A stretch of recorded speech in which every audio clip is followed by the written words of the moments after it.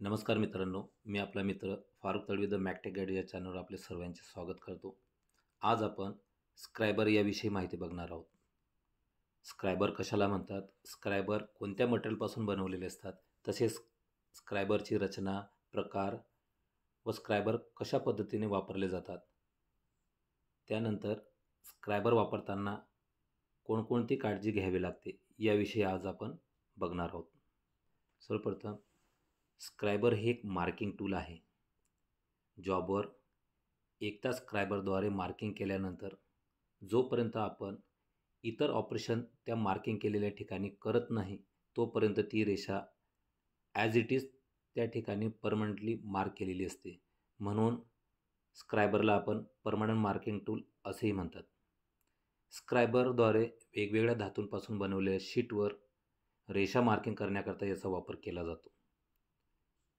तसेच स्क्रायबर हे हाय कार्बन स्टीलपासून बनवले असून सध्या स्टीलपासून देखील बनवले जातात.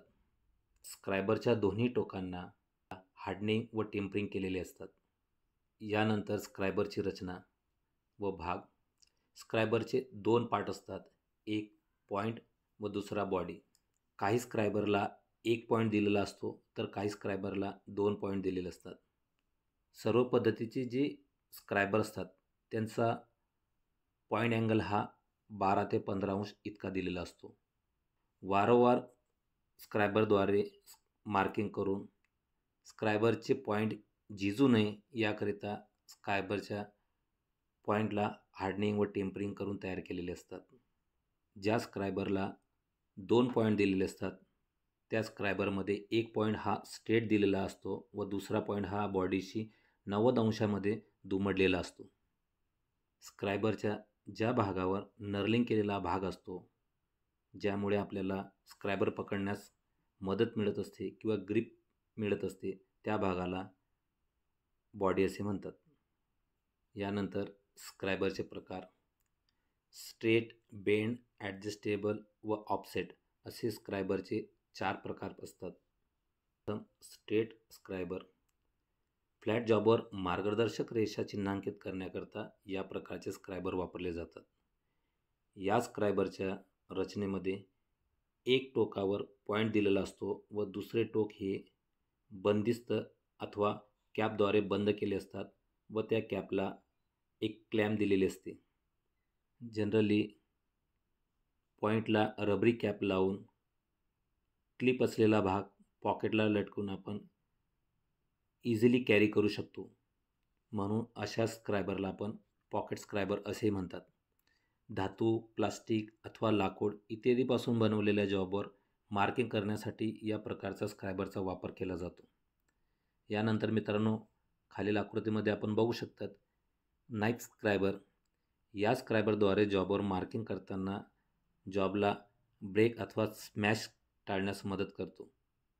म्हणून या पद्धतीचा स्क्रायबर आपण प्लास्टिक, लाकूड इत्यादीपासून बनवलेल्या जॉबवर मार्किंग करण्याकरता या पद्धतीच्या स्क्रायबरचा वापर केला जातो. बेंड स्क्रायबर. जॉबच्या सपाट पृष्ठभागावर आपण आकृतीमध्ये बघू शकतात किंवा दंडगोलाकार जॉबच्या आतील पृष्ठभागावर मार्गदर्शक रेषा चिन्हांकित करण्याकरता आपण या पद्धतीचा स्क्रायबरचा वापर केला जातो. या प्रकारचे scriber surface gauge, universal marking gauge इत्यादी सोबतही वापरले जातात. यानंतर ॲडजस्टेबल स्क्रायबर. हे स्क्रायबर बेंड स्क्रायबरप्रमाणेच कार्य करत असतात.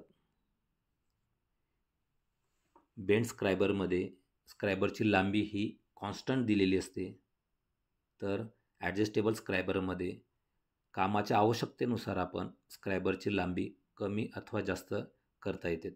याकरता स्क्रायबरवर सेल, हुड व जॉ गाईड असे 3 कंपोनंट फिट केलेले असतात.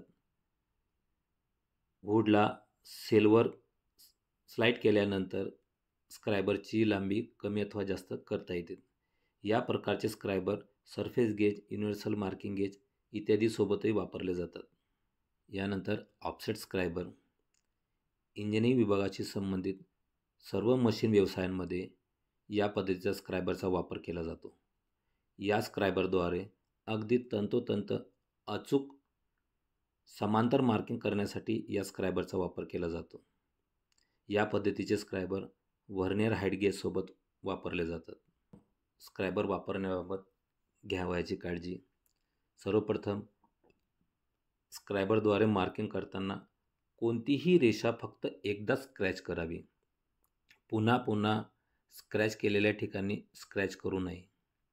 यानंतर मार्किंग करताना स्क्रायबर जॉबवर 60 अंशामध्ये ठेवून मार्किंग करावी. नंतर सर्वात महत्त्वाचे, स्क्रायबरला ॲज अ पंच म्हणून वापरू नये. उपयोगात आणण्याआधी स्क्रायबरचे पॉईंट अथवा टीप चेक करावे. ते जर बोथट झालेले असेल तर वापरू नये. तसेच उपयोगात नसताना स्क्रायबरचे पॉईंटला अथवा टीपला रबरी कॅप, बूच अथवा टोपण लावावे. मित्रांनो, आपल्याला या व्हिडिओमध्ये दिलेली माहिती उपयुक्त वाटत असेल तर आपल्या चॅनलला लाईक करा. तसेच आपल्या मित्रांसोबत हे व्हिडिओ शेअर करा. धन्यवाद.